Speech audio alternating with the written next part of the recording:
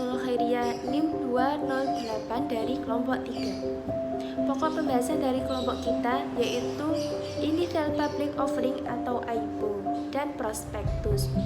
Salah satu pembahasan yang akan saya jelaskan yaitu langkah-langkah IPO. Sebelum ke pokok pembahasan saya, mari kita ketahui apa sih IPO itu. Initial Public Offering atau biasa dikenal dengan IPO adalah penjualan pertama saham umum atau publik, atau bisa dikatakan menjadi salah satu alternatif dari perusahaan untuk memperoleh tambahan dana atau tambahan modal kerja dari masyarakat. Jika suatu perusahaan sudah go publik atau IPO, maka saham perusahaan tersebut dapat dijual ke masyarakat melalui pasar modal. Nama perusahaan tersebut juga akan tercatat di Bursa Efek Indonesia atau BEI. Sebelum dapat mencatat dan memperdagangkan sahamnya di Bursa Efek Indonesia, calon emiten harus melakukan langkah-langkah yang harus disiapkan untuk memperoleh IPO, yaitu yang pertama, membentuk tim. Tim khusus ini biasanya berisi orang-orang yang kompeten dan sudah mengerti seluk-beluk perusahaan. Yang kedua, mengadakan RUPS. Perusahaan perlu mengadakan rapat umum pemegang saham atau disingkat dengan RUPS dengan perusahaan go publik terlebih dahulu. Rapat ini bertujuan untuk memperoleh persetujuan dari perusahaan-perusahaan pemegang saham. Yang ketiga, yaitu melengkapi dokumen. Dokumen yang lengkap tentunya akan mendorong kepercayaan dari calon-calon investor yang akan menanamkan saham di perusahaan tersebut. Dokumen ini tentunya meliputi dokumen lengkap perusahaan dan dokumen pendukung. Selanjutnya yaitu yang keempat, melaporkan keuangan secara terbuka. Laporan keuangan menjadi salah satu hal penting dalam proses go public. Setiap investor yang hendak menanam saham di perusahaan pasti akan melihat laporan keuangan perusahaan tersebut sebagai bahan pertimbangan. Yang kelima, menyusun prospektus. Penyusunan prospektus ini dilakukan oleh underwriter yang ditunjuk langsung oleh perusahaan. Hasil prospektus ini nantinya akan berbentuk dokumen resmi yang dapat digunakan untuk memberikan gambaran mengenai ajuan dalam penawaran nilai saham. Hasil tersebut juga akan diperiksa oleh lembaga hukum tertentu sesuai dengan dokumen-dokumen yang sudah ada. Yang keenam, mengajukan pernyataan pendaftaran. Mengajukan pernyataan pendaftaran ke OJK dengan menyerahkan seluruh dokumen-dokumen yang dibutuhkan oleh pihak OJK. Setelah dokumen tersebut diperiksa dan dievaluasi pihak OJK, maka pihak OJK akan mengeluarkan surat pernyataan yang efektif. Yang ketujuh, menanam saham. Menawarkan saham. Perusahaan dapat menawarkan saham kepada masyarakat melalui pasar perdana ataupun IPO. Investor akan membeli saham tersebut via agen-agen yang sudah ditunjuk sebelumnya. Masa penawaran ini berlangsung selama 5 hari kerja dengan waktu penjatahan selama 2 hari kerja setelah masa penawaran berakhir. Yang terakhir yaitu mencatat saham di Bursa Efek. Setelah melakukan penjualan saham di pasar perdana, selanjutnya yaitu mencatat saham tersebut di Bursa Efek Indonesia. Nah, untuk investor yang sebelumnya tidak kebagian saham di pasar perdana dapat membeli saham sekunder di Bursa Efek ini. Pencatatan saham di Bursa Efek biasanya akan memakan waktu hingga 3 hari. Mungkin itu saja penjelasan dari materi saya. Jika ada yang dirasa kurang jelas bisa dipertanyakan, dan di slide selanjutnya akan dijelaskan oleh rekan saya Mas Zinul. Assalamualaikum warahmatullahi wabarakatuh. Kali ini saya akan menjelaskan mengenai materi selanjutnya, yakni prospektus. Pengertian prospektus. Prospektus merupakan sebuah informasi atau dokumen penting di dalam proses penawaran umum, baik saham maupun obligasi. Nah, di dalam prospektus itu, di dalamnya terdapat banyak informasi yang berkaitan dengan keadaan suatu perusahaan yang melakukan penawaran umum. Jadi, bisa ditarik kesimpulan bahwa prospektus itu merupakan dokumen berisi data penting yang di dalamnya disajikan kepada calon investor dalam IPO atau Initial Public Offering, baik saham maupun obligasi. Lalu yang selanjutnya yakni isi prospektus. Dalam dokumen atau informasi penting dalam proses penawaran umum juga mencakup beberapa hal, yakni yang pertama, besaran saham yang ditawarkan. Ketika sebuah perusahaan menawarkan saham awal kepada calon investor, maka informasi mengenai sejumlah saham yang dijual sebaiknya dimasukkan ke dalam prospektus. Hal ini akan memperlihatkan berapa jumlah modal perusahaan yang akan menjadi milik publik. Semakin banyak jumlah saham yang ditawarkan, semakin liquid juga saham tersebut di bursa. Yang kedua, nilai nominal dan harga penawaran. Nilai nominal adalah nilai yang tertera pada surat saham yang akan dicantumkan pada setiap lembar saham yang diterbitkan oleh perusahaan. Harga saham yang ditawarkan tidak selalu sama dengan nilai nominal sahamnya. Yang ketiga, bidang usaha. Perusahaan perlu mencantumkan bidang usaha apa yang dijalankan agar investor dapat mengawasi pergerakan harga saham berdasarkan sektor usahanya. Dari informasi terkait bidang usaha ini juga, investor bisa memperkirakan tingkat persaingan perusahaan, potensi perkembangan bisnisnya, resiko, serta informasi lain yang berhubungan dengan bidang usaha atau emiten yang menerbitkan saham. Yang keempat, riwayat ringkas perusahaan. Dalam bagian ini, calon investor dapat mengenai seberapa lama bisnis tersebut sudah berjalan dan bisa melacak bagaimana sepak terjang perusahaan selama ini. Hal ini juga akan mempengaruhi proses pengambilan keputusan dari para calon investor. Yang kelima, kebijakan dividen. Setelah sebuah perusahaan melakukan penawaran umum saham, saldo atau laba yang positif biasanya akan dibagikan berdasarkan rapat keputusan pemegang saham tahunan atau RUPST. Pembayaran keuntungan ini dapat bergantung pada berbagai faktor seperti laba ditahan, kinerja operasional, kondisi likuiditas, dan lain sebagainya. Yang keenam, resiko usaha. Setiap usaha tentunya ada sebuah resiko yang mungkin akan dihadapinya. Maka dari itu calon investor haruslah mengetahui kemungkinan resiko yang akan dihadapi oleh perusahaan tersebut. Yang ketujuh, kinerja keuangan perusahaan. Dengan mengetahui data keuangan yang lama, maka bisa dibuat sebuah perkiraan untuk tahun-tahun selanjutnya. Setidaknya si calon investor sudah mengetahui perkembangan keuangan perusahaan 5 tahun terakhir.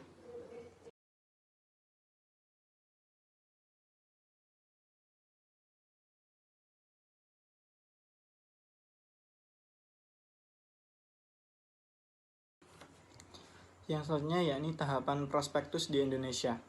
Sesuai dengan aturan mengenai prospektus tertuang dalam Undang-Undang Republik Indonesia Nomor 8 Tahun 1995 mengenai pasar modal, menurut Bapepbam Nomor 9C2 dapat diketahui ada beberapa tahapan prospektus di tanah air.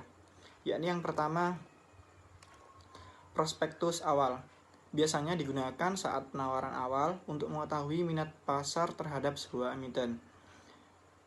Prospektus tersebut biasanya tertulis dan berisi informasi dalam prospektus kecuali data tentang nilai nominal, jumlah, dan harga efek yang ditawarkan, tingkat suku bunga, serta berbagai hal tentang penawaran yang belum bisa ditentukan. Yang kedua yakni prospektus ringkas. Tahapan ini digunakan ketika proses penawaran umum sudah berlangsung. Karena prospektus adalah data yang menjadi bagian pertimbangan calon investor, pastikan penyajiannya jelas serta komunikatif. Hal-hal yang paling penting sebaiknya diletakkan di bagian awal. Dalam prospektus ringkas ini mencakup beberapa informasi mengenai perakiraan tanggal efektif, perakiraan masa penawaran, perakiraan tanggal pengembalian uang pemesanan, perakiraan tanggal penyerahan surat efek, perakiraan tanggal penjatahan, perakiraan tanggal pencatatan yang direncanakan, nama lengkap alamat, logo, nomor telepon, dan nomor kontak pos, tidak saja kantor pusat namun juga pabrik dan kantor perwakilan, kegiatan usaha utama dari emiten. Lalu nama bursa efek kalau ada, dan juga beberapa persyaratan teknis yang secara detail bisa dilihat pada peraturan termaksud. Yang terakhir yakni prospektus akhir. Prospektus akhir merupakan prospektus yang dipublikasikan setelah dinyatakan efektif oleh Bapepam. Yang selanjutnya adalah penawaran umum atau public issue. Penawaran umum atau yang biasa dikenal dengan go public merupakan proses atau kegiatan penawaran saham atau efek lainnya yang dilakukan oleh emiten atau perusahaan yang akan go public untuk penjualan saham atau efek lainnya yang tata cara dan peraturan pelaksanaannya diatur dalam Undang-Undang Nomor 8 Tahun 1955 tentang pasar modal. Perusahaan yang akan go public harus melakukan persiapan internal dan menyiapkan dokumentasi sesuai persyaratan yang ditentukan oleh Bapepam. Setelah go public, perusahaan akan memperoleh dana yang akan digunakan untuk 1. Ekspansi atau perluasan. Yang kedua, untuk memperbaiki struktur permodalan. Yang ketiga, untuk meningkatkan investasi di anak perusahaan. Yang keempat, untuk melunasi sebagian hutang.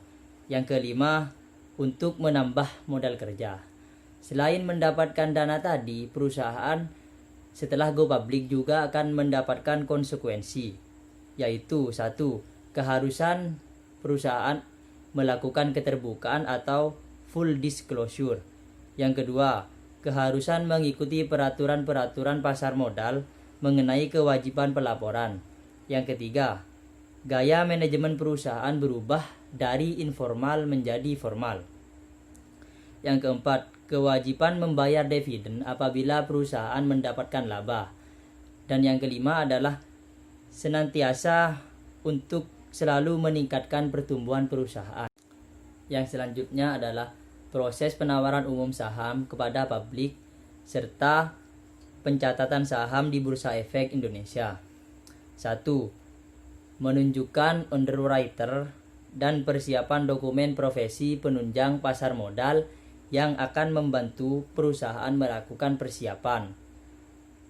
Meminta izin persetujuan kepada DPS dan merubah anggaran dasar, serta mempersiapkan dokumen-dokumen yang diperlukan untuk disampaikan kepada Bursa Efek Indonesia dan OJK.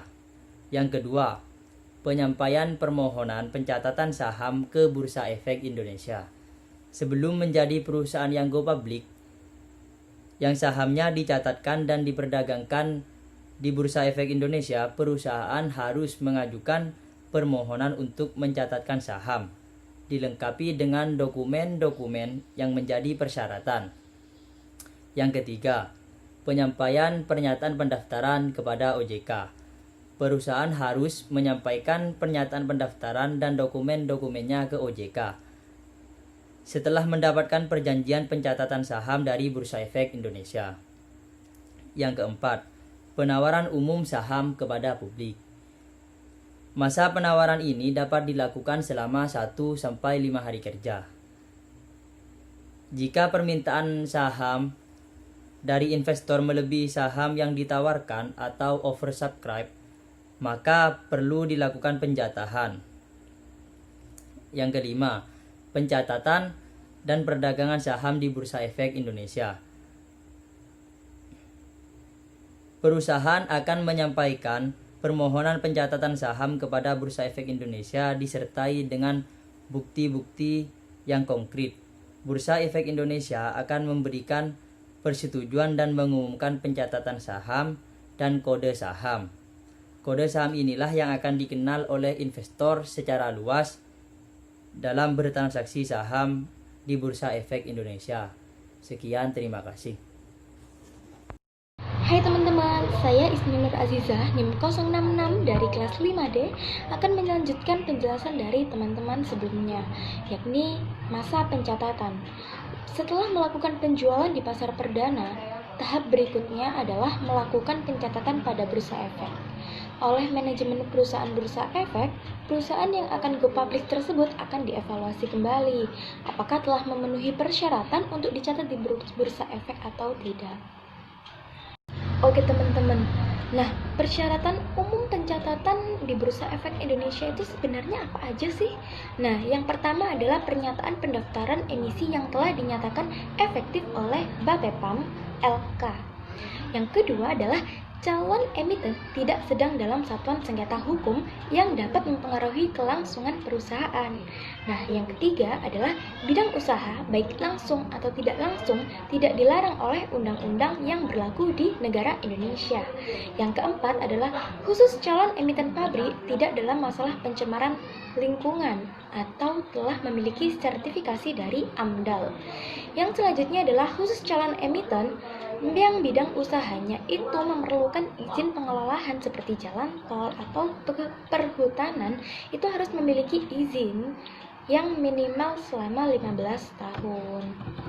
Nah, calon emiten yang merupakan anak perusahaan atau induk perusahaan dari emiten yang sudah tercatat di BEI, di mana calon emiten memberikan kontribusi pendapatan kepada emiten yang listing tersebut lebih dari 30% dari pendapatan kondisi tidak diperkenankan tercatat di Bursa Efek Indonesia. Nah, yang terakhir adalah persyaratan pencatatan awal yang berkaitan dengan hal finansial yang didasarkan pada laporan keuangan audit terakhir sebelum mengajukan sebuah permohonan pencatatan di Bursa Efek Indonesia. Selanjutnya adalah manfaat dari perusahaan yang go public. Nah, perusahaan yang go public memiliki keuntungan yang pertama adalah memungkinkan pemilik perusahaan untuk melakukan diversifikasi usaha. Yang kedua adalah meningkatkan suatu likuiditas perusahaan. Yang ketiga adalah memungkinkan perusahaan untuk memperoleh uang kas sewaktu-waktu. Yang selanjutnya adalah meningkatkan nilai perusahaan. Dan yang kelima adalah menciptakan harga negosiasi saat perusahaan hendak melakukan akuisisi atau mengakuisisi perusahaan yang lain. Dan yang terakhir adalah meningkatkan pasar yang potensial karena pemegang saham, khususnya individu yang cenderung menjadi konsumen yang cukup setia. Oke teman-teman, pembahasan yang terakhir kali ini adalah kewajiban dari perusahaan yang telah go public. Untuk perusahaan yang go public, kewajiban yang pertama adalah membuat laporan tahunan, di mana laporan tahunan ini sangat penting dan membantu para investor untuk mengetahui prestasi dari suatu perusahaan dan menilai apakah emiten tersebut mampu memenuhi janjinya yang telah dituangkan dalam prospektus sebelumnya. Nah, yang kedua adalah membayar biaya go public. Selain listing fee, perusahaan yang telah go public juga harus memenuhi kewajibannya untuk membayar biaya tahunan. Dan yang ketiga adalah mengadakan RUPS. Dalam forum ini, perusahaan publik akan memutuskan berapa sih laba yang akan dibagikan sebagai dividen dan berapa sih laba yang untuk ditahan atau bagi perusahaan itu sendiri. Nah, di sini dalam acara tersebut, para investor dapat mengajukan usul, pertanyaan, dan lain sebagainya. Dan yang terakhir adalah yang tidak kalah penting dari kewajiban-kewajiban di atas, para pengusaha atau perusahaan yang telah go public harus bersikap terbuka kepada masyarakat. Di mana di sini maksudnya adalah mereka harus terbuka secara material dan finansial, seperti itu.